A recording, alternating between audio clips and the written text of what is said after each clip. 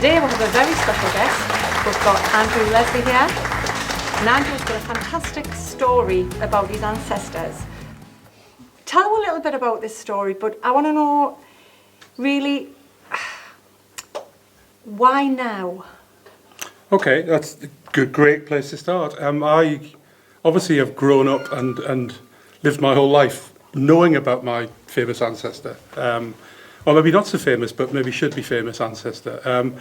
I guess you get to a stage in your career when work tails off a little bit, and that's and in a good way. I mean, deliberately work tails off a little bit. Gives me a bit more time to explore the things I didn't know about my ancestor, who happens to also be called Andrew Leslie. And I wanted to know more, and I wanted to know more because I knew some really good things about his career development, industrial development, but I didn't know the ins and outs of it, why he did it, why he did what he did, and how he did it. So I wanted to find out more. So I've spent the last 2 years, I guess, researching in the archives at the Discovery Museum and various other places, just trying to find out a bit more about my namesake, Andrew Leslie. Okay, so what's the background to the story?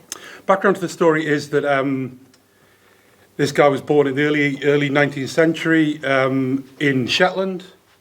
At 8 weeks, the family were turfed out of their croft in a thing called the Highland Clearances, which I won't bore you with, but you can go and do some reading on the Highland Clearances. Not a very good or very nice period to remember in Scotland, where rich landowners turfed people out of their homes. So they were turned out of their homes when he was 8 weeks old. They took a ship to Aberdeen from Lerwick so that his father could find work. The ship sank off Rattray Head on the way to Aberdeen, and at 8 weeks he was carried ashore by his mother. You can't make this stuff up. I mean, it's priceless story. They arrived in Aberdeen. To cut a long story short, his father was then killed in another shipwreck about 4 years later, and his mother took up with his biological uncle, who was his father's brother, which it wasn't a legal problem, but in the eyes of the Scottish Presbyterian Church, it was considered incest. And so they then became victims of a kind of hounding by the Presbyterian Church, at which point he was shipped off back to Shetland to live with his grandmother because they needed to sort out their personal living situation. He came back to Aberdeen to live with his mother and his uncle. Then when he was age 13 and he was apprenticed into a boilermaker's workplace. By the age of 23, he was running that yard and decided that what he really wanted to do was build ships, not build boilers. And so he set off to travel around the north of England and Scotland to try and find a suitable place to build a shipyard. And we won't go too much into the detail yet because we'll talk about that later. But he then founded a shipyard called Leslie Shipyard in Hebbon. Hebbon was a small village at the time. I mean, if you look at a map of Newcastle at that point, it's almost all green land with little villages here and there. And then Newcastle City was very small, around about the castle. And so he founded the shipyard in Hebbon, and then set about a really philanthropic industrial development of that area, which is the main thing that we'll talk about, I guess. Right, so that's fantastic. So Andrew Leslie comes from the Shetland Islands. Yeah. And then gets sent back over, yeah. and then comes back again, yeah. and then he decides he's got an ambition, yeah. and the ambition is to build ships. It is. Yeah. It is. What does he do? What did he do? So he with £195, he started a shipyard. I mean, that sounds unbelievable now. He opened the yard in 1853.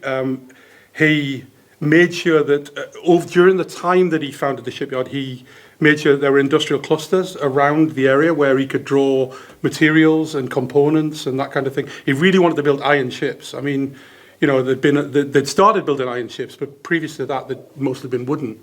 It's quite kind of inconceivable to me why anybody would think an iron ship would float, but there you go.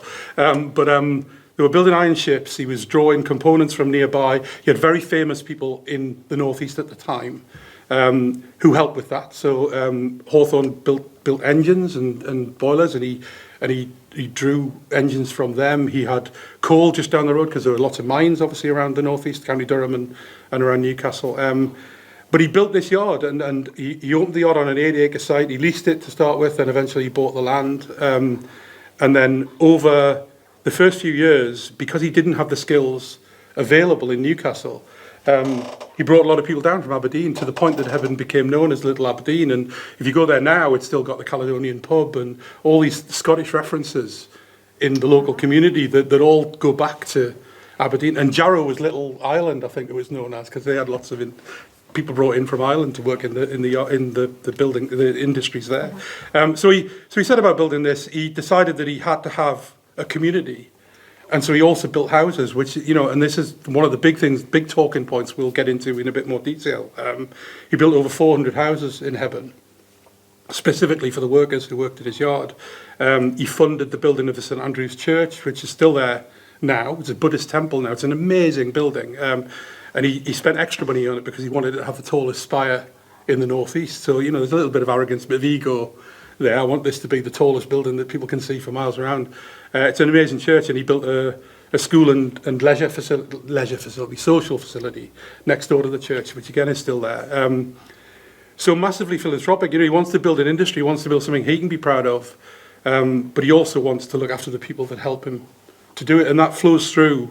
Actually, as we talk about this, it flows through everything he did through his whole life. It's about giving something back as well as making himself quite wealthy. Wow. So I think what I'd like to explore with you is his legacy, and actually what does that mean for us for the future, because that's one of the things I'm quite interested in. Yeah. Given where we are today. Yeah. Well, I mean, that's a really good point, and that's the point, I think, where my interest really became something more than just I want to know about my ancestor. So really all I was trying to do was to find out more when I started this. As I've got into it, I've realised that actually there's so much to this story, and not least the personal stuff, you know, which I think would make a great period drama if anybody had the inclination. It would be fantastic. But actually I just think there's a story to be told that resonates now and can point us in some directions now that would be really quite useful.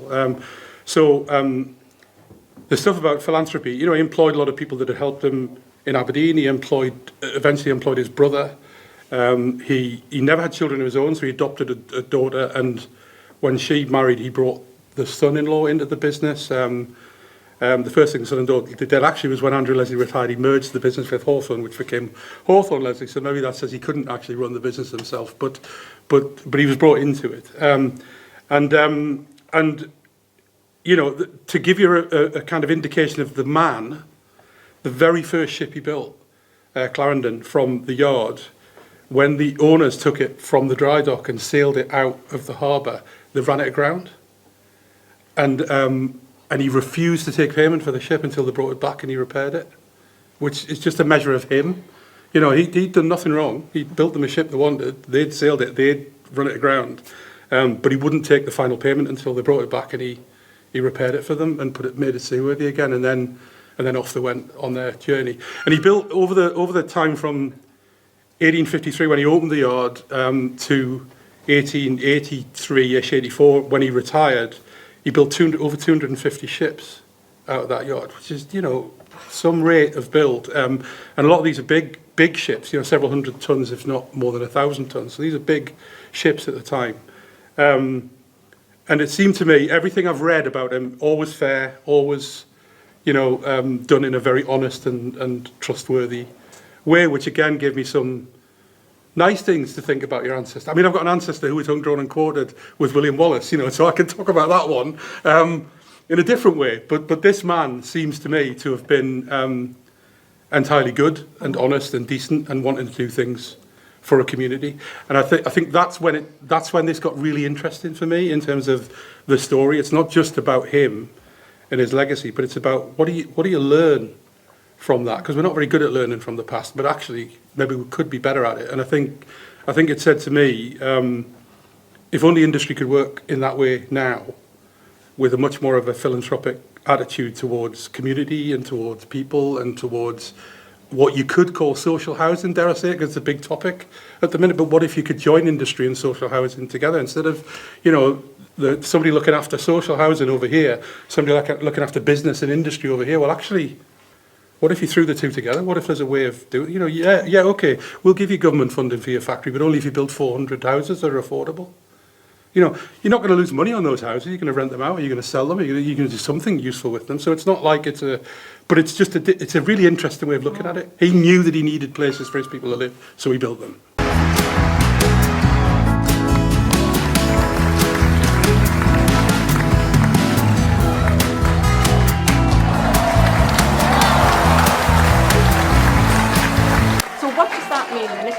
write a letter to 10 Downing Street, Yeah. what would you say? Funnily enough, I've thought about it, and it might happen. I mean, there's going to be an election this year, so it's probably not the right time to do it, because I've got a gamble on who I think might be in 10 Downing Street, and you just don't know because it's not over till it's over. But what I would say is there's a different way of looking at this, and it seems to me that one of the problems with having ministers for different things is that they think in silos. And I've seen this in businesses as well. You know, they think in silos and they don't think about how you join it. Good businesses are really good at joining that together. How do we get this bit to work with this bit? And I think there's a really good message on how could you merge two big problems in the UK. So rebuilding manufacturing infrastructure is one. And I think COVID showed that we need to do more of that because we've allowed our manufacturing infrastructure to dwindle over the last 20, 25, maybe longer, 30 years. If we want to reinvigorate that, why not do it alongside one of the other big challenges, which is we haven't got enough houses for the people that live in the countries, and especially affordable houses, which we all know is an acute problem. So I think if you started to think about and I'm not saying I'm the only one thinking about this, I'm sure there's somebody else out there who may have had the same thought, but by investigating this period of time, it kind of highlights that there's a model there that can work. Well, I can feel a book come out. Do you want to tell us a little bit about the future? You can, yeah. So there is a book being written, and I'm not writing it because I'm not sitting here pretending to be an author. I'm not an author. I'm a bloke, and I've worked in business for my whole career. What I wanted to do is make this a book that's not just about him, because you could write an autobiography of Andrew Leslie. That's fine, and it would be great. And I'm disappointed that there isn't already a book about him, because there's books about all those other people I mentioned, but not him. Yes, this is partly an autobiography, but it's partly about how that industry developed and why that was a really good way for industry to develop and the good that came out of it and the legacy it left. And it'll surprise people when they hear some of the detail. I mean, I've got the sales particulars from his house when he sold it after he retired, which was called Cox Lodge Hall. Anybody who knows Gosforth, and I grew up in Gosforth, anybody who knows Gosforth, the bit from the end of the town moor to the start of the Gosforth High Street, where all those amazing Victorian houses are. I don't think any of them will sell for less than about £1 million each now, and there must be 400 or 500 houses in that area. That was his grounds. I mean, there were no houses on it. It was all of that was his estate, and there was a building called Cox Lodge Hall sat in the middle of it, which was his house. And if you drive from the exhibition, from the town moor up towards Gosforth High Street, about halfway along, before you get to the shops, on the left is this little old Victorian lodge house. That street's called the Drive, because it was the drive to the house. That is the lodge from the house when it was there. And if you drive down the drive, on the right-hand side, there are now some luxury accommodation that used to be an architect's office. That was the coach house. That was where the horses and the coaches were kept for his estate. And they're the only buildings that still... The house burnt down, unfortunately. They didn't rebuild it. But... the coach house is there and the lodge is there, so there are remnants of...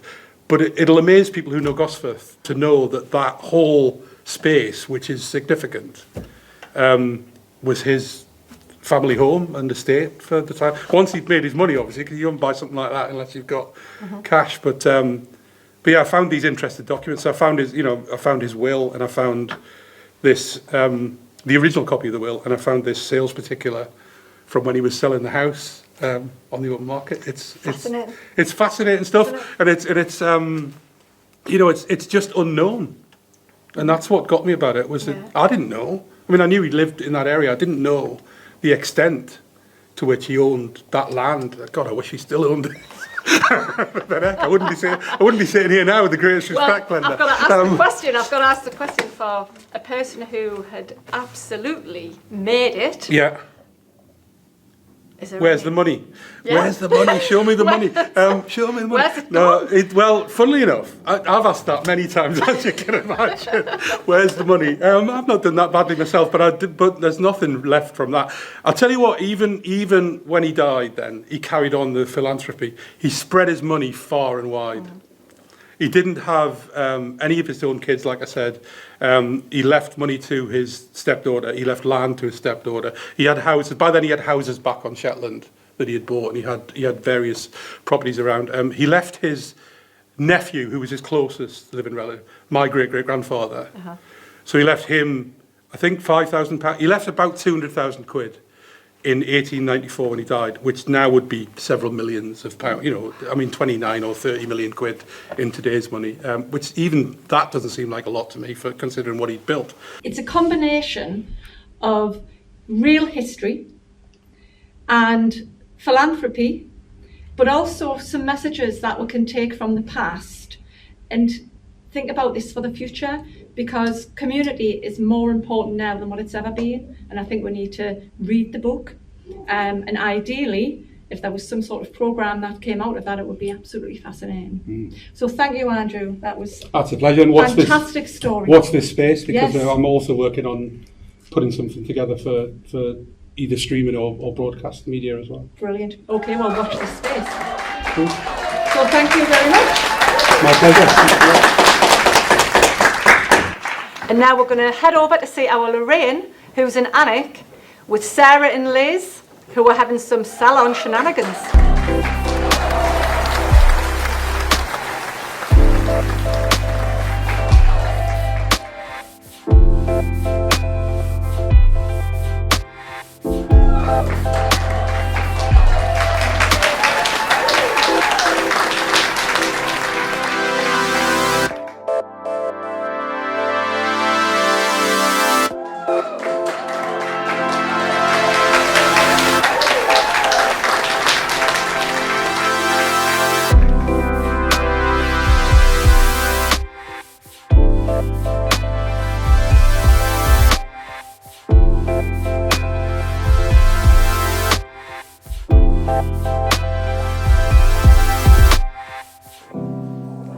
So we have left the studio and we are in Trimmers in Alnwick, which is a beautiful little salon, and we are back with Liz and Sarah. I mean, this one, I got this Elizabeth Grant. It was a special offer at Christmas. My top tip for foundation for an older lady, don't put foundation on your nose. Top tip for anybody, use the brush to apply it. Start here, so that if you start in the middle, So we've got conflicting top tips we here. have, but then if you start in the middle, just put enough on, a little bit on the brush, start in the middle and work outwards. I'm just hard up, that's why I don't do it. Well, the last lot I bought was another, I mean, I haven't bought one with me, but it's Grum, and it's very eco. Oh, yes! And it's on Facebook all the time. Yes. Buy like a starter pack and just Yes. pay for the postage. Because if you don't use a chlorine getter outer shampoo, your hair will turn green. Not vivid green, not sort of this green, but it'll get a tinge of green. And did you know if that happens, do you know what you've got to wash your hair in? Go on. Tomato sauce. Oh, you are joking me. Really? No, seriously. If your colour goes wrong and it goes grassy or greeny, wash your hair in tomato sauce. Well, my top tip is this. Very good as well. So you're yes. £30 for 8 pillowcase. A pillowcase. The best rate is, what did you say, 2 for £30? Yes. Well, this, you pay for water anyway. It's the best beauty tip ever. Definitely. I will 100% agree with that. It's about feeling good about yourself. It is. Which And again do- is something that comes with age. With really funky sunglasses, and a friend of mine had a pair when we were away the other weekend. I said, oh, I love those. So I tried them on. They looked rubbish. Looked fabulous on her, rubbish on me. But I thought, Face shape. yeah. So I did this. Watch your face, and you do that on your phone, and they measure around you, and you've got an oval face shape. Oh, look at I had a few dry runs. When but, did you meet your partner now? Your husband? We met. I've got to get the dates right, haven't I? Because if he Yes. watches this, he's He's going going to to watch it. Because the menopause, touch wood. I've been really, really lucky. The only thing I've really suffered with is the hot flushes. Got a little sort of scarfy thing, and I put it in water, Oh, and I wear that round my neck. And because it's round the back, Like the opposite of a heat really- cushion yeah, thing. it's Yes. really cooling, Yes. and it just reduces my whole body temperature. Yeah. We met in 2015, and I was doing a course on autism. So as you're getting towards the outer of your face, you've not got that line. Oh yes, yeah. But I did always say to people that I was involved in when I had children. My children will come before you. Yes. So the next thing we can do, have a building.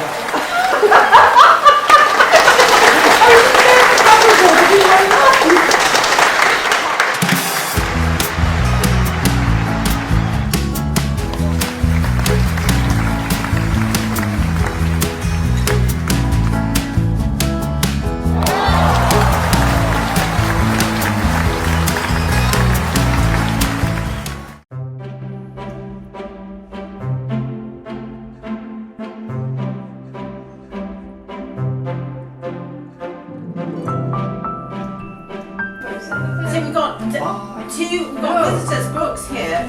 Jimmy, you're going to love this. So that's the first one.